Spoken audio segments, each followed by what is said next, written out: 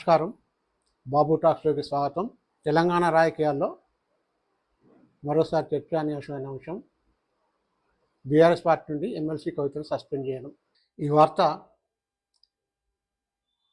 కేవలం disciplinary action మాత్రమే కాదని భవిష్యత్తు రాజకీయాలకు మరో పరిణామాన్ని రాజకీయ విశ్లేషకుల భావన.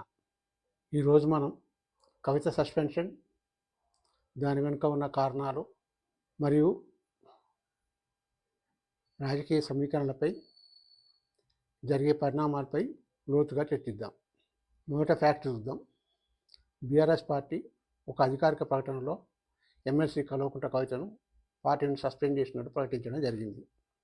ఆ ప్రకటనలో బీఆర్ఎస్ పార్టీ డిస్ప్లినరీ యాక్షన్ అని మాత్రమే చెప్పడం జరిగింది. ఎందుకు ఏమి అని స్పష్టత ఇవ్వడం మాత్రం జరగలేదు.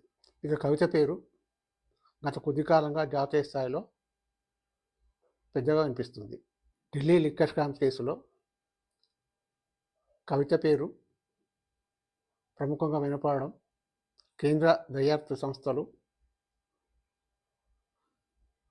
విచారణ ఆమె ఇమేజ్పై తీవ్ర ప్రభావం చూపనున్నాయి. ఇక కవిత సస్పెన్షన్ విషయం ఆమె వ్యక్తిగత లీగల్ విషయమా లేక బీఆర్ఎస్లో అంతర్గత వ్యూహం అనేది చర్చించాల్సింది. పార్టీకి ఎన్నికలకు ముందు ఇమేజ్ చాలా ముఖ్యం. ఇప్పటికే ఇతర పార్టీలు కవిత లిక్కర్ స్కామ్ కేసును టార్గెట్ చేసుకొని విమర్శలు గుప్పిస్తున్నాయి. ఇలాంటి సమయంలో బీఆర్ఎస్ పార్టీ కవితను బయటికి పంపించడం ద్వారా క్లియర్ సమాచారాన్ని ఇవ్వాలని చూస్తుంది. అదీకాక ఈ సంవత్సరం మేలో వరంగల్లో బీఆర్ఎస్ సిల్వర్ జూబ్లీ సమావేశాన్ని ఘనంగా నిర్వహించింది. ఈ సమయంలో కేసీఆర్కు కవిత రాసిన లేఖ లీక్ అవ్వడం చర్చనీయాంశమైన విషయం. ఆ లేఖలో కేసీఆర్ చుట్టూ దయాలు తిరుగుతున్నాయని, మాజీ మంత్రి హరీష్ రావు, మాజీ ఎంపీ సంతోష్ రావులపై చేసిన ఆరోపణలు సంచలనంగా మారాయి.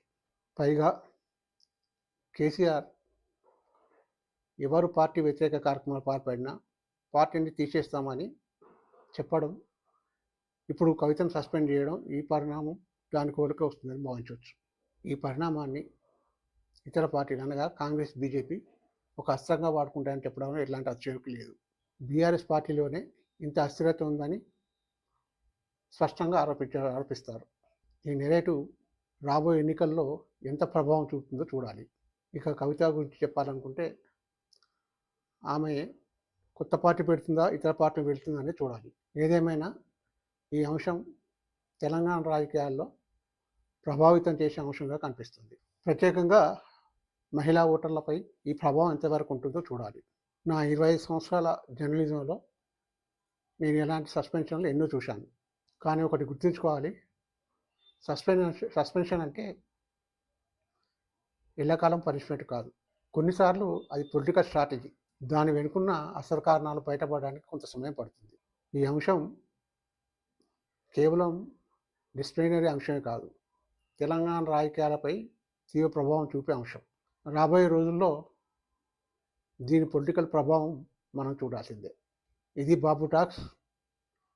నేను చెప్పాను, నా అనుభవం, నా విశ్లేషణ. ఇప్పుడు మీ అభిప్రాయం ఏమిటో కామెంట్స్లో చెప్పండి.